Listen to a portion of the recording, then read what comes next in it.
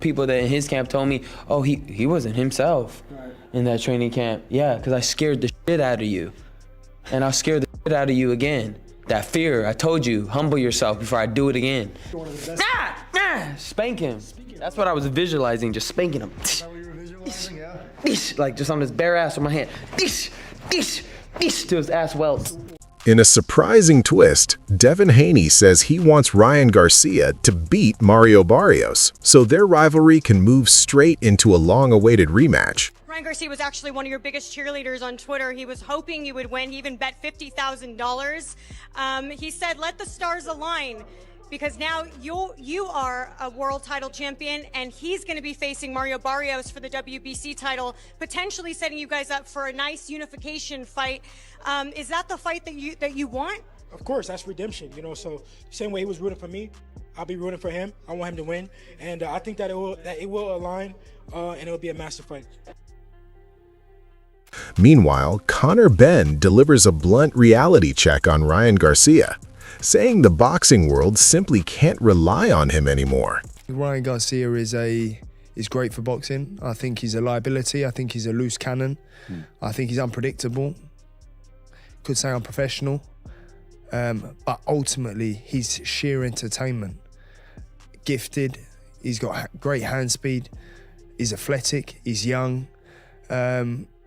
So he's good for the sport of boxing, and I would tune in to watch a Ryan Garcia fight. For Benn, elite boxing is built on reliability. A fighter has to be consistent in preparation, performance, and mindset, and he says he sees that steadiness in Mario Barrios. In Benn's view, Barrios delivers the same brand of toughness every time: grit, discipline, and a willingness to fight through ugly moments. And in championship fights, Benn believes that kind of dependability becomes priceless. His bigger concern with Ryan Garcia isn't even what happens after the bell, it's everything around it. Benn questions Garcia's training situation, especially the recent coaching changes. After cycling through respected trainers, Garcia has landed back with his father in what appears to be a home-based setup. To Benn, that's a red flag. He doesn't see it as growth, he sees instability. And he raises the hard question: can a father truly push a world-level fighter the way a seasoned professional coach can? Or is it comfort replacing correction? Ryan will...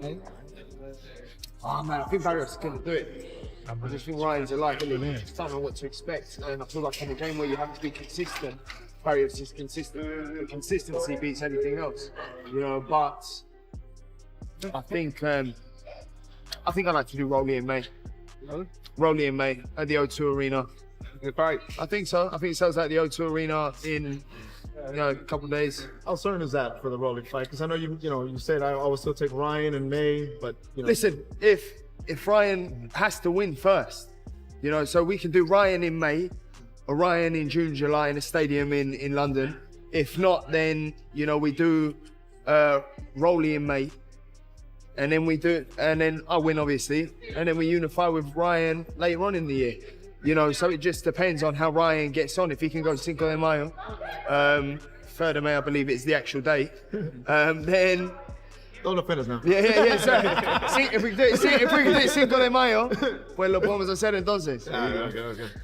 But if we're going for that fight with Barrios and Ryan, you said we don't know what to expect from him. No.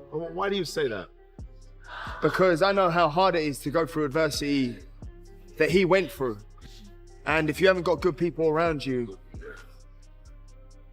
it's hard, and you don't know what demons he's had to fight and what he's had to go through, whether he was able to keep his head on his shoulders and still stay in the gym. And I think that showed in the Rolly Romero fight, where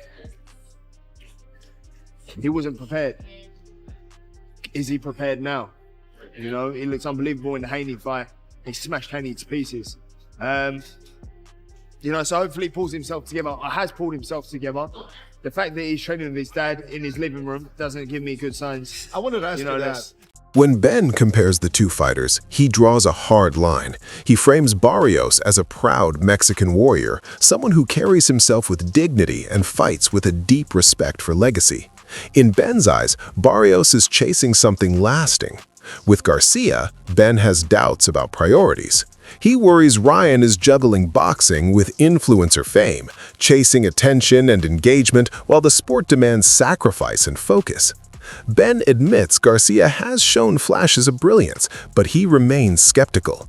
Without a traditional, demanding camp, he says it's difficult to trust Garcia's readiness against an opponent as hungry and determined as Barrios. But when you have them qualities mixed with someone who's, has true Mexican blood, fights with heart, fights with pride, and fights for his country and fights for something more than clicks and views, it's hard to pick who's going to win. While Benn speaks with conviction, Rolando Romero takes the opposite stance. He says he has no emotional investment in Ryan Garcia versus Mario Barrios and claims it doesn't concern him at all. Even with both men operating in his weight class and a WBC belt involved, Romero refuses to play the prediction game. When asked who wins, he deflects and says the outcome is in God's hands. He also brushes off any talk about the winner chasing his WBA title, arguing that conversation doesn't matter to him right now. Mario Barrios beating Ryan Garcia next month. Whoever God wants to win. Whoever God wants to win. Who does Rolly want to win? It has nothing to do with me. You're champion. They're fighting at your weight class. That's a WBC belt. It got something to do with you. You wanted a chance. So you don't care. You don't care. They both. Can any of them even compete with Rolly? Can they fight you for your WBA and take it from you?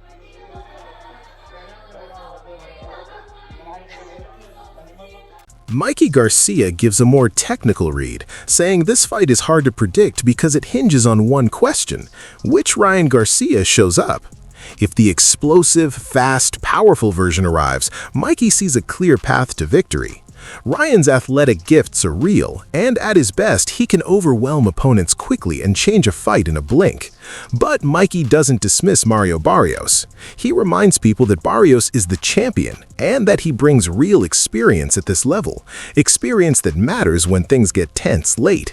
If Barrios gets the hesitant version of Garcia that showed up against Rolando Romero, Mikey believes the champion will capitalize and take control. In the end, Mikey leans slightly toward Ryan, but only if Garcia is fully locked in. It's not a guarantee, it's a conditional pick based on preparation, mindset, and which version of Ryan walks to the ring. Mario Barrios versus Ryan Garcia, who you got in that fight? Oh, man. You know what?